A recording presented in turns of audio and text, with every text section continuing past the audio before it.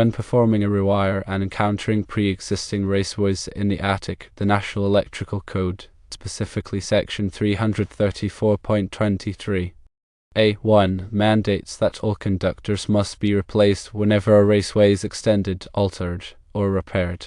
Therefore, during a rewire, all wiring within existing raceways should be replaced to comply with this requirement.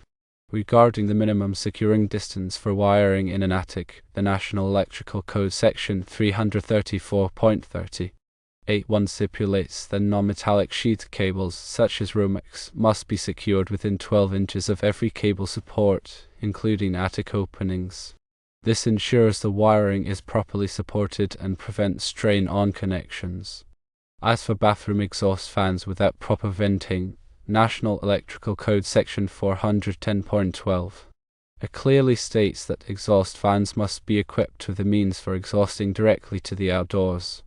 If a bathroom exhaust fan lacks a vent leading to the outside of the attic, it is essential to install a listed air duct connector. This connector should discharge the air through a weatherhead to a point outside the building. Additionally, National Electrical Code Section 300.22 C emphasizes that electrical equipment and materials must be installed in a manner that prevents exposure to excessive moisture or other conditions that could lead to deterioration. The presence of an exhaust fan without proper venting can expose electrical components in the attic to moisture and condensation, which can create a significant safety hazard. To reiterate, firstly, when rewiring with existing raceways, replace all conductors within them. Secondly, secure non-metallic sheath cables within 12 inches of supports like attic openings.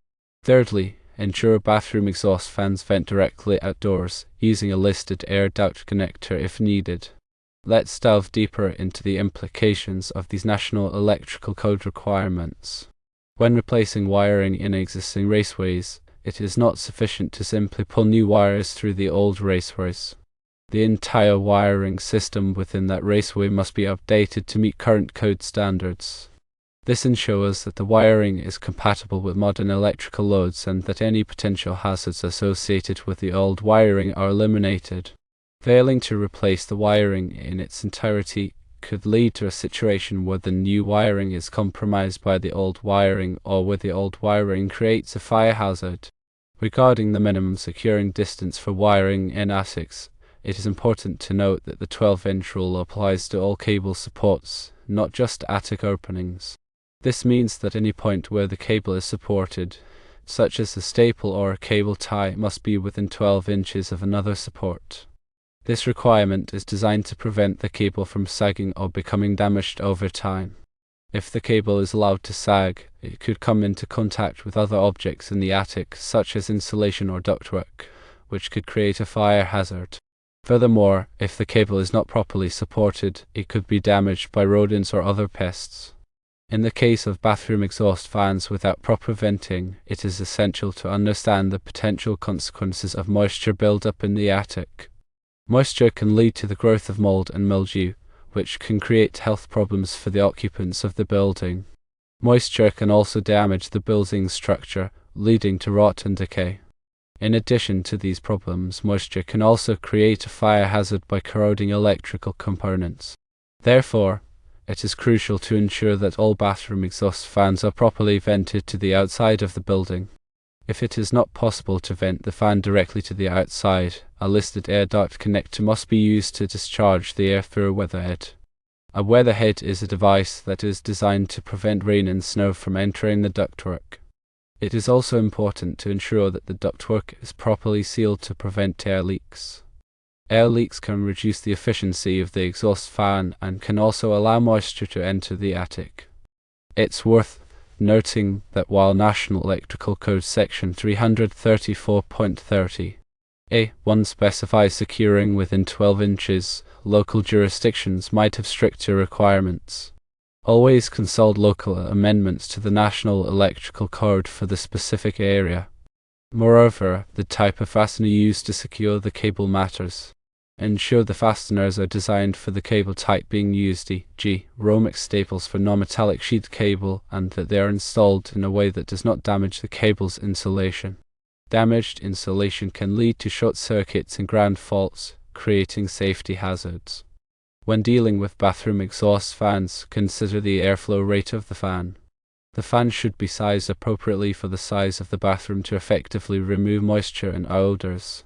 An undersized fan will not adequately ventilate the bathroom, while an oversized fan may waste energy. Proper ventilation is crucial for preventing moisture buildup and maintaining air quality. Also, remember that the National Electrical Code is not a design manual, but rather a set of minimum safety standards. It is always best practice to exceed these standards whenever possible to ensure the safety and reliability of the electrical system. For example, you might choose to secure the wiring more frequently than the minimum 12 inches, or you might choose to use a higher quality exhaust fan with a longer lifespan. Furthermore, it is essential to use appropriately sized junction boxes and fittings for all electrical connections in the attic. Junction boxes must be accessible and properly secured to prevent accidental disconnection of wires. Wires must be properly spliced and insulated to prevent short circuits and ground faults. All electrical work should be performed by a qualified electrician to ensure compliance with the National Electrical Code and to minimize the risk of electrical hazards. Improperly installed wiring can create a fire hazard or can result in electrical shock. In addition to the National Electrical Code requirements, there may also be local building codes and regulations that apply to electrical work in attics. It is important to check with the local building department to determine what codes and regulations are in effect in the area. These codes and regulations may address issues such as the type of wiring that is allowed, the spacing of outlets, and the requirements for smoke detectors. Finally, remember that safety is always the top priority when working with electricity. Before starting any electrical work, it is essential to turn off the power to the circuit at the main breaker panel. Use a voltage tester to verify that the power is off before touching any wires. Wear appropriate personal protective equipment such as gloves and safety glasses to protect yourself from electrical shock and other hazards.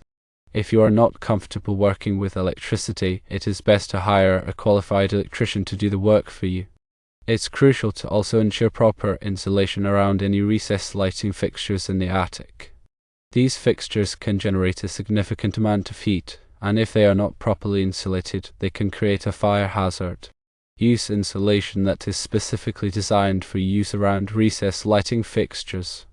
When running wiring through holes in studs or joists, ensure the holes are properly sized and located. Wires should not be pinched or strained when passing through these holes. Use grommets or bushings to protect the wires from abrasion. When working in an attic, be mindful of the temperature. Attics can become extremely hot in the summer, which can be dangerous. Drink plenty of water and take frequent breaks to avoid heat exhaustion. Also, be aware of the presence of pests such as rodents and insects. These pests can damage wiring and create other hazards. Wear appropriate protective clothing and use insect repellent to protect yourself. When installing or replacing electrical equipment in an attic, it is important to choose equipment that is rated for the environment. Attics can be dusty, humid, and subject to extreme temperature variations. Choose equipment that is designed to withstand these conditions. Also, consider the accessibility of the equipment. Make sure that it is easy to access for maintenance and repairs. When planning an electrical project in an attic, it is helpful to create a detailed plan that includes a list of materials, a wiring diagram, and a schedule. This will help to ensure that the project is completed safely and efficiently. Also, be sure to obtain any necessary permits before starting the work. Electrical work often requires permits to ensure compliance with local codes and regulations. When inspecting existing wiring in an attic, look for signs of damage such as frayed insulation, loose connections, and corroded terminals. These problems should be repaired promptly to prevent electrical hazards. Also, check for signs of overloading, such as flickering lights and tripping breakers. Overloading can damage wiring and create a fire hazard. If you are unsure about how to perform an electrical repair, it is best to hire a qualified electrician to do the work for you. Electrical repairs can be dangerous if they are not done correctly. In addition to the National Electrical Code requirements for bathroom exhaust fans, it is also important to consider the ventilation requirements for other rooms in the house. Proper ventilation is essential for maintaining air quality and preventing moisture buildup. Consider installing exhaust fans in kitchens and laundry rooms to remove moisture and odors. Also, make sure that all windows and doors are properly sealed to prevent air leaks. Air leaks can reduce the efficiency of heating and cooling systems and can also allow moisture to enter the house. When installing wiring in an attic, it is important to protect it from physical damage. Run the wiring along joists and studs whenever possible. If it is necessary to run the wiring across open spaces, use conduit or other protective measures. Also, avoid running the wiring near sharp objects or areas where it could be stepped on. When working with electrical tools, always follow the manufacturer's instructions. Use the correct tool for the job and wear appropriate safety gear. Never use a tool that is damaged or malfunctioning. Also, be aware of the potential hazards associated with each tool. For example, power tools can create sparks that could ignite flammable materials. It is crucial to understand that the National Electrical Code is constantly evolving. New editions of the code are published every 3 years, and these editions often include significant changes. It is important to stay up to date on the latest code requirements to ensure that your electrical work is in compliance. You can obtain a copy of the National Electrical Code from the National Fire Protection Association or from a local bookstore. You can also find information about the code online. In addition to the National Electrical Code, there are also other standards and guidelines that may apply to electrical work in attics. For example, the National Electrical Manufacturers Association NEMA publishes standards for electrical equipment, and the American National Standards Institute ANSI develops standards for safety. These standards can provide valuable information about how to install and maintain electrical equipment safely and effectively. When working with electrical wiring, it is important to use the correct type of wire for the application. Different types of wire are designed for different voltage levels, current capacities, and environmental conditions. Using the wrong type of wire can create a fire hazard or can result in premature failure of the wiring. Consult the National Electrical Code for guidance on selecting the appropriate type of wire for each application. When making electrical connections, it is important to use the correct type of connector. Different types of connectors are designed for different wire sizes, materials, and applications.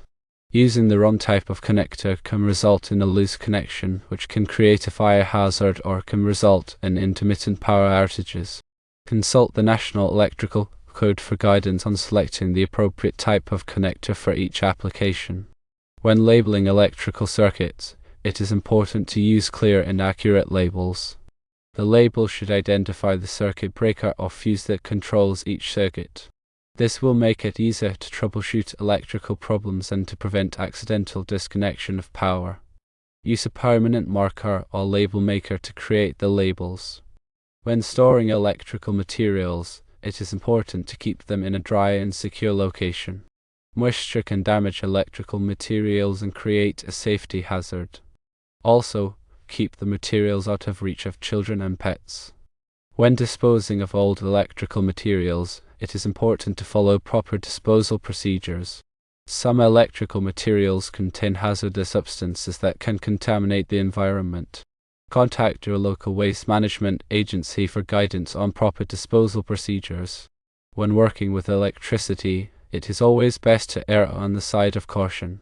If you are unsure about how to perform a task safely, it is best to consult with a qualified electrician. Electrical work can be dangerous, and it is important to take all necessary precautions to protect yourself from electrical shock and other hazards. Remember to always double-check your work and to test all circuits before restoring power.